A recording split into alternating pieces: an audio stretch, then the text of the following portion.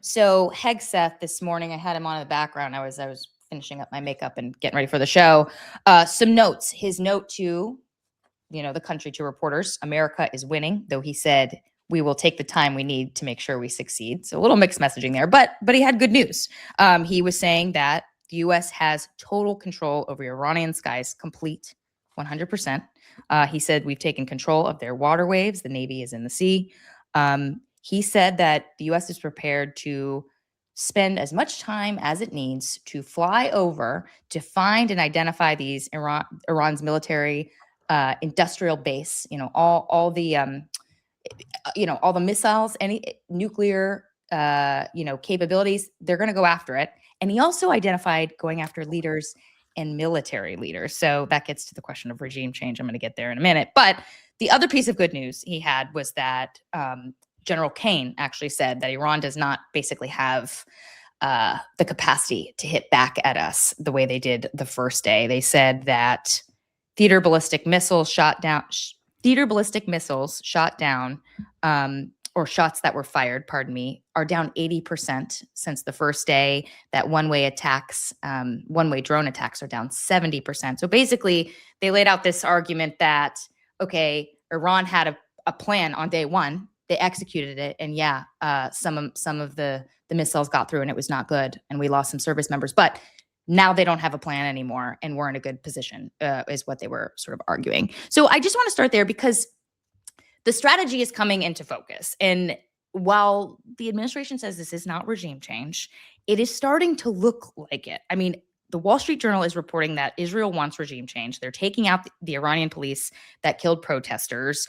They are saying to the leaders out there that they will eliminate any regime leader that emerges after they bombed the mullahs when they were literally counting votes to elect their next leader. The U.S. is continuing to bomb from above, hoping that this uprising is going to start on the ground. The CIA is arming the Kurds, hoping to sort of stir things up.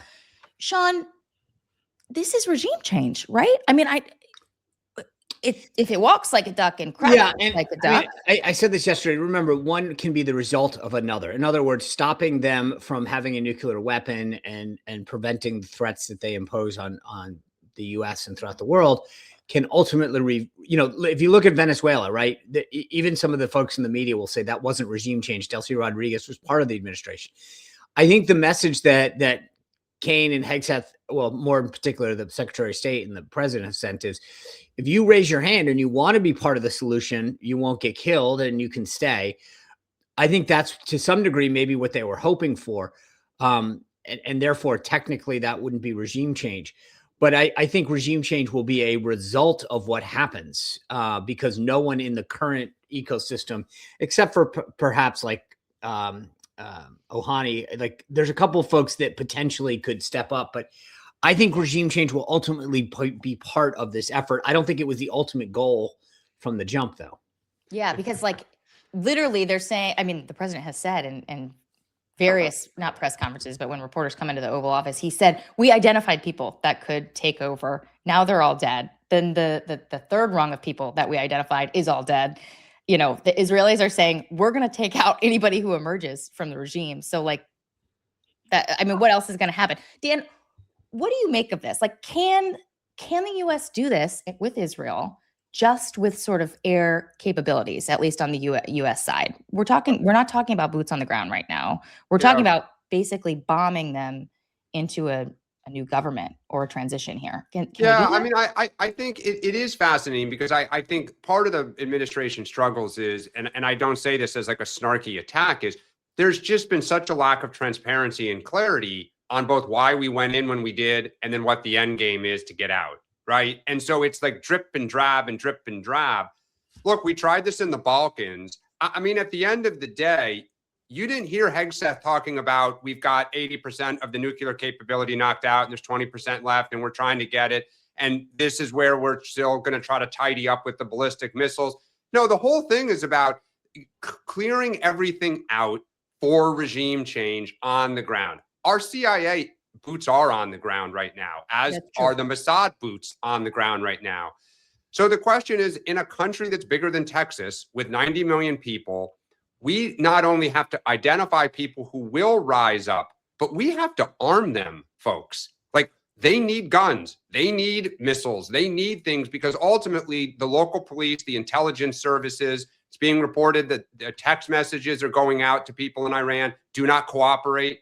If you see anything of people, cooperating, report it to your local police. Like, they're aware of what we're trying to do. So I hope we're successful, but the administration would be wise to just come out and say, while they can't have nuclear weapons and they can't have ballistic weapons, the only way we're going to ensure that is a new regime that agrees that is not the goal of Iran. Sean, I'm curious. And they just won't say it.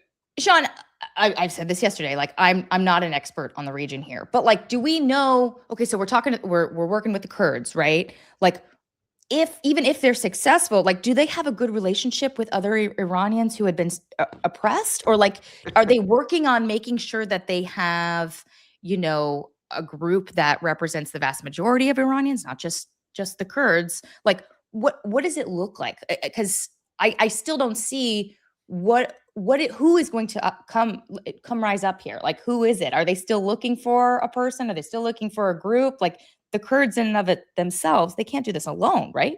Well, I mean, there's a problem. Like, the entire internet shut off. So part of this is that you have a hard time getting word out. To Dan's point of like, what do you need to let people know? Hey, we're taking applications. Yeah. And then here's what you can be doing to be helpful. Here's where you sign up. Yeah. What is your expertise running a country? But doesn't this worry you, Sean?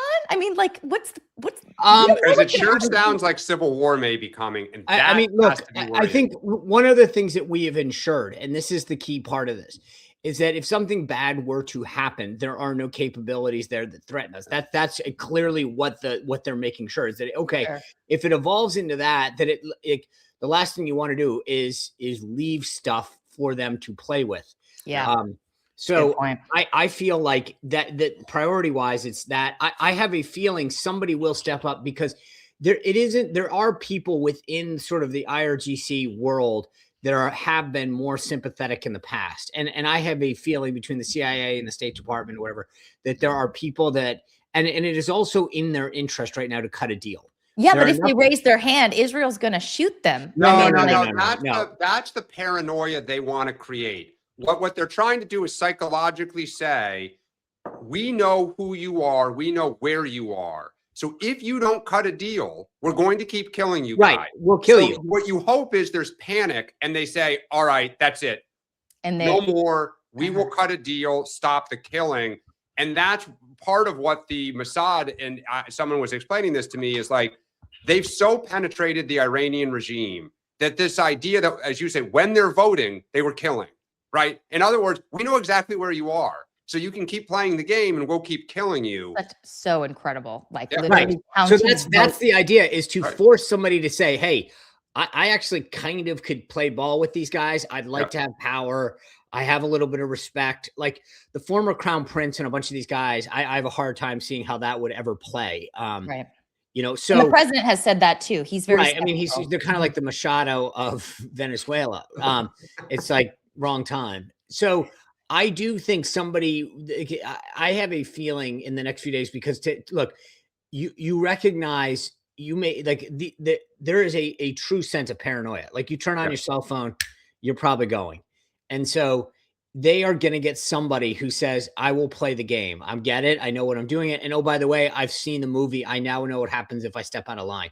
But one thing that we have not talked about, and I think that is, if I were I get what the administration has to be careful of, like how many narratives, but the consequences vis-a-vis China are enormous. We have, between Venezuela and now this, literally cut off the vast majority of oil exports to China. This is a huge, huge blow to the Chinese economy. And I get why maybe this isn't number one on the talking point, but I would be getting back briefing a lot of the foreign policy so-called experts and making sure that that was part of the narrative, because I mean, for all of the real existential threat in the world is China. And right now, to be economically choking them is massive. I want to move to some polling we see out this morning, Dan. Polling that was shared with Playbook by conservative pollster On Message, finding that support for the Iran strike is now at 49% favor and 48% opposed. Fox News apparently had a poll last night saying there's a 50-50 split. I'm curious if you believe this. Well, the On Message one, they even say it's an over Republican sample. Like they say it. But I think between Fox and this, and then there was the No. poll. They didn't say. They opined. Just to be clear, they did not. There was no data. Oh, I thought they confirmed to it that it was the sample size. Okay, all right. Well, look. Either way, 3 polls: Harvard, Fox, and On Message. Let's say, look, it's about split, right? So we talked yesterday that Republican opposition was somewhere around 30-35%. If the administration can get that down to 15 or 10, now you're holding your base, right? Now, I think the bigger problem is of that, let's say 80% that's with you, how many are holding their nose? And it goes to the motivation issue, which is they may say, look, I'm with Trump, but God, I don't love this. And my desire to go run through the brick wall in November is really not there because ultimately this did kind of piss me off. So I think that's the question. But look, good for the administration. They are out there pumping this out. I am curious. If you turn on social, Fox and other networks, they are singing from the hymnal, and that's what you want, right? Yeah. That's their goal. So yeah, no, I am curious to see if other polling matches that because that's. I don't. But to be honest with you, I don't. None of this surprises me, right? I mean, I think what's happened is out of the gate, which was fairly unscientific to begin with, people are like, whoa, what? And then they started hearing the message. And to Dan's point, it should to actually be higher. I mean, historically speaking, when you do a military intervention like this, generally people rally around the flag. My guess is that it does get a little bit higher, but it naturally goes to the corners. I think the Republican base, the MAGA base comes home mostly. The Democrats are going to say, I don't care whatever Trump did, I'm against, so it doesn't matter what it is, fill in the blank. And then the independents are sort of your barometer. This is whether you're talking about curing cancer or going into Iran, you're going to get fairly similar results.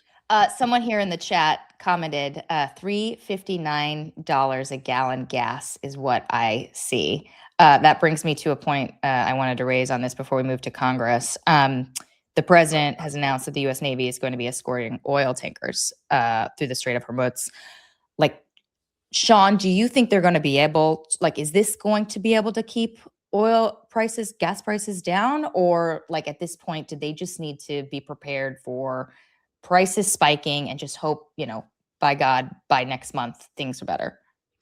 Well, there's 2 parts to this. You got to get Maersk and a couple of these other shippers to get back online. I mean, it's one thing to say the Navy's going to do it, but they've got insurance, reinsurance. This is a big business. And Maersk and all these shippers don't just go, oh, you said that you're going to guide us. Good to go. Yeah. The strait is very tight. One of the things that is not being addressed, and I get it, is that it's the regular Navy and a bunch of this regular stuff is what the talking points are focused on. There's a lot of irregular forces, small boats that do these swarms and attacks. Yep. There's IRGC forces that aren't necessarily affiliated. So this isn't as simple as just sinking, 14 Navy vessels that Iran owns. It's a lot of small boats that cause these problems. And so I say that because there is a difference. I think they got 2 of the ships through yesterday. We'll see. I mean, yes, the answer is, I think part of it is to assure the markets and people we've got a plan. And that's part of this, is more of just getting people to say, we get it. We see that I mean, I drove up the street the other day. I always talk about this. Yesterday it was 309. So it popped. I think part of what the administration is making sure is that the American people know we are sensitive to this. We get it, and we're on it. Okay, so let's move to Capitol Hill. But hold on a second though, because I think they didn't have a plan. They are very worried about this, and I can't emphasize this enough. What Sean just said: the insurance companies that insure these boats have told all of these, we will not insure because the risk of the boat being blown up. Therefore, if you own the boat, you're like, okay, we're not going anywhere. We're not only talking about naval protection, we're talking about potentially offering insurance to all of these boats as protection backed by the US taxpayer that you can go, because the Saudis, the UAE, that's the only way they're getting their oil out to market.